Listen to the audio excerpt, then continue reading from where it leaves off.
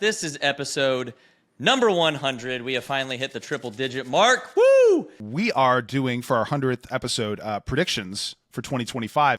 What is one freedom or right that you think will be significantly challenged or expanded? I think the freedom for states to choose more state level things, especially with education, will probably be the biggest thing expanded. So for me, I would say expanded would be data ownership rights, just because AI is exploding so much, as well as like decentralization on platforms.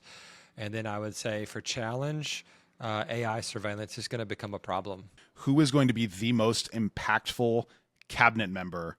I think we're already seeing it. He's not a cabinet member, but I think Elon is going to make the most change overall. Personally, it's got to be Tulsi. She's incredible. I was so excited she got confirmed. We're going to find so much interesting stuff because of her. Her as head of intelligence is wild. Next one, which country do you predict will have the most controversial election? Outside of America, obviously, we had a controversial one for sure. There's only one country in the world. I think the Germany one is huge. Yeah, so I would say obviously in October with Canada, getting rid of Justin Trudeau has just been a parasite to that country for so long, and I'm sure Jordan Peterson is dancing right now at the excitement of getting rid of him. Brandon, you stole Canada from me. I think France is coming up soon with Macron. I think that's another big one. He has a 15% approval rating right now. So what is the one thing that will be different for dads like us in 2025 than it was in 2024? My daughter won't have to compete against men. Full stop. Mic drop. Mic drop. I'm done. Well, I'm hoping that when the education system is pushing everything down to the state level, that states will give the option of like homeschooling, getting that that $10,000 federal tax money instead of the public schools just being dumped to it. I think that we're going to see something like Grok or ChatGPT for kids. That's great. There's obviously some problems that has to be gate kept, but if my 5-year-old son can ask all these questions all the time whenever he wants, and for whatever reason we're busy, we're not able to, and he has someone he can chat with on an intelligent level, I think that's going to be a game changer. On that point too, Dustin, about leveraging AI with your kids, shout out to one of the commenters on that question about how to deal with a picky eater. The guy basically polled his children on their favorite foods and stuff, and used a GPT to basically spit out like a list of meals that would be in their top 10 essentially, and like did it with the kids, and it was this like fun learning experience. And so that way they were like bought into the meals they're going to be eating, and it's not just what the parents are telling the kids to eat. It was like, it's probably the best use I've ever seen of AI with your parents, like parents to kid. Which stock or investment class do you think will do best next year? So before I state anything, I have to legally disclaim that this is a personal opinion and is not financial advice. This does not represent any company that I work for. With that being said, I would say the tech sector and the AI sector, mostly like U.S. large cap stocks, those kind of things, I feel like they're going to be top performers as usual. I would say underperformers would probably be things like the energy sector and real estate. Bitcoin, baby. We're going to $1 milli, baby. No, I don't know if that'll happen this year, but I mean, that jump was pretty nuts. I don't see that going away. Agreed. So for me, it's got to be Tesla. I think this is the year that we see full self-drive, which is $1 trillion. You think so bigger it's not than SpaceX? Yeah, because SpaceX, their Starlink is huge, but the reason the chopsticks, baby. It's incredible. Yeah, for sure. But you can't invest in that for one. Got it. Oh, look at that. Trump said, That was so man. funny. I was laughing. Yeah. If for some reason they spin off Starlink and make it public, I'll buy the farm. I think it's going to do fantastically. But for now, we can't buy it. Even if you're an accredited investor, it's still impossible to get. So love SpaceX, can't buy it. Tesla has two things going for it. One, full self-drive is $1 trillion market for a number of reasons. It's not just that it drives itself. It's that you don't need as much parking. You can cut parking in the country by 90% and turn it into parks or farms or whatever you want to do. New York City might be green, in 10 years because you just don't need all the parking lots. And two, you can rent your car out. You can buy your robo-taxi and then it'll take you to work. And then you can literally send it off and go, take 50 other people. The utility of everything created would be significantly higher. It's because your car is actually really low utility right now, right? Like, yeah. What do you use it like 17% of the time or something, unless you're like a delivery driver? What is RFK going to ban? First thing is dyes. The like red, blue, yellow, all those have to go.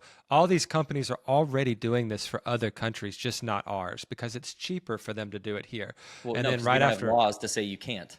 right. We interviewed Callie Means a couple years ago, and he is intimately connected. He's actually the reason that RFK and Trump are friends. I mean, initially they were not, they wasn't going to happen. And our Callie Means brokered the deal. He got them together, and he's the reason that Maha exists. And so I would say that his big thing that he's fighting for is to realign incentives correctly. So right now, we have billions of dollars going to subsidize sugar and corn, right?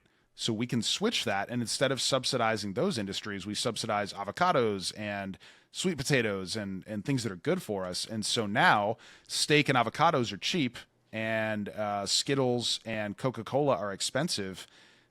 Just like that, bada bing, bada boom. You shrunk the waistline by the average American by 90% just with those small incentive changes. Well, and Jacob Peters talked about that when he came on too on our show about how the food companies are basically incentivizing the medical companies and vice versa because they all win more to have all this comedy of incentives. Essentially, incentives is a big piece for sure.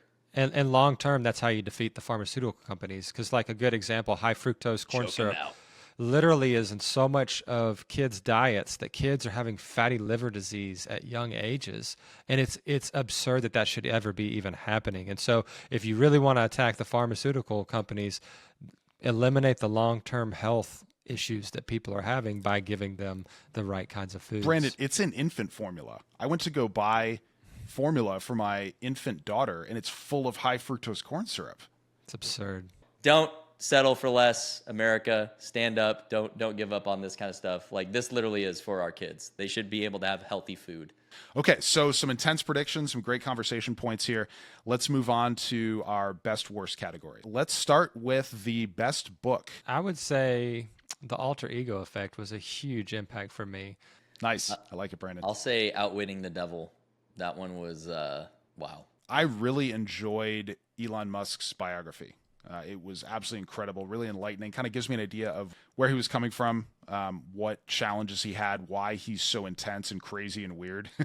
What was the best podcast of 2024? And don't say the Present Fathers podcast. And what was the worst podcast of 2024? Stephen Bartlett, Diary of a CEO.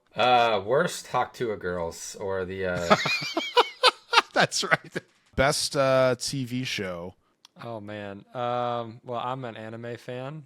And a lot of people don't know that about me, but it's my guilty pleasure for like the 5 minutes every week that I have available. And Solo Leveling is hands down like the most incredible anime. George, what do you like? What was your favorite show? Best show of 24. The Gentleman. Okay, yeah. Any worst shows? Anything you thought was just terrible? The Rangs of Power, the abomination and insult to the wizard of literature, J.R.R. Tolkien, and they have modern day the most timeless story ever written, and just Hollywood in general and all these big media companies, they're taking timeless tales that everyone can be inspired by, and they're turning it into modern day identity politics. So you're taking beloved properties and basically just destroying them and character assassination of them, and the most egregious offense of all those was this. I don't know how much they spent on it, $1.5 billion, and it looks terrible. The acting's pathetic. The writing is even worse, and it's an insult to everything that J.R.R. Tolkien stood for, what he believed in, and what he wrote. And to be clear, there are exactly 3 Lord of the Rings movies, and there's 4 books. And if you don't understand that, then I feel sorry for you, and you should definitely go educate yourself on potentially the greatest piece of fiction literature ever made. Tell us how you really feel, though. No, I want to apologize for being right. So, I love it. Awesome. Okay, so for me, the Foundation series was my favorite this year. It's been around a couple of years. Absolutely fantastic. Awesome. All right. Well, I think that's going to be it on the docket for predictions and best and worst. Down, baby. Yeah, episode 100. This has been a journey, gentlemen. I have grown so much as a father, as a husband. And I, want to thank all of you guys, Justin as well, for making me better. It has been my absolute honor, and the next 100 are going to be even better. So this has been so much fun. It's been a lot of work. My back is very tired from carrying you, Dustin, but we're so glad that you're with us. On a very serious note, yeah, love you guys. That's a joke for those who couldn't tell. But to all the viewers, those of us still with us watching this episode, thank you from the bottom of our hearts for all of your support. We will continue to do the best job we can to bring forward guests and messages that are going to help you as dads and families to just be stronger, because we do believe that, if families are strongest, then we will make huge impact in our society, and hopefully all around the world, right? This isn't necessarily only those of us in America who can benefit from these ideas. So thank you to all of you for supporting us and watching these episodes. We can't thank you enough. We will continue to be as good as we possibly can and improve the quality of what we do to make sure that it delivers value to you. So thank you. Here's to 1,000. That's right. Got a long way to go. Exactly. For sure. Brandon, any final thoughts for our 100th episode? I predict, for predictions, I predict that we will be at 100,000 subs by the end of this year, if not more than that. That's my prediction. And I'll bet a nice steak dinner again against all. Yeah, okay. Oh, I'm not betting against you. You always win, Brandon. No, but seriously, like you said, I just want to echo. Thank you so much, and we think about this all the time of how we can improve this, how we can impact more dads, and so from the bottom of our hearts, we just appreciate you taking the time and supporting us.